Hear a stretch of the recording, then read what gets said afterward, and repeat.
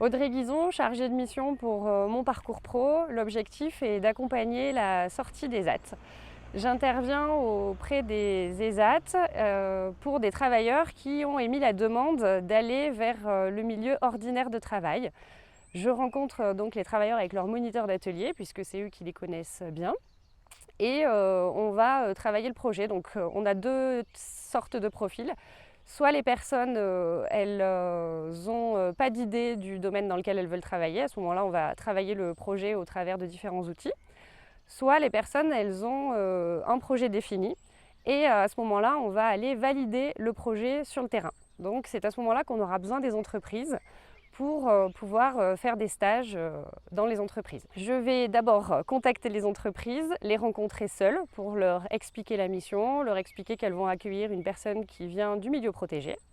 Et ensuite, on va organiser une rencontre avec le travailleur des ESAT pour se familiariser avec l'entreprise, visiter et puis rencontrer l'employeur.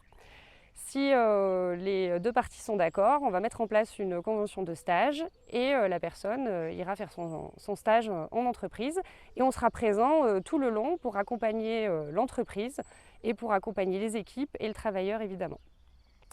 À la suite de ce stage, on fait un bilan, on peut renouveler le stage si besoin ou on peut partir sur par exemple de la mise à disposition, c'est possible. Et ensuite, on peut aussi avoir une autre porte d'accès qui soit par l'entreprise. C'est-à-dire l'entreprise, elle a besoin de recruter un collaborateur et elle souhaiterait le faire en collaboration avec un ESAT. À ce moment-là, l'entreprise peut me contacter. On l'a fait avec une entreprise du bassin. Je vais en entreprise, je visite l'entreprise, je vois le poste de travail, j'échange avec l'employeur sur ses besoins.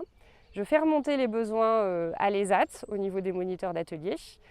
Et ensuite, ce qu'on a fait, c'est une fois qu'on a eu des travailleurs d'ESAT qui étaient intéressés pour ce poste-là, on est parti faire une visite entreprise avec les travailleurs d'ESAT.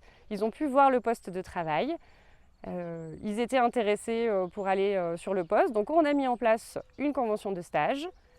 À la fin de cette semaine de stage, ça s'était bien déroulé. On a renouvelé cette semaine de stage et ensuite maintenant on est parti sur de la mise à disposition en entreprise.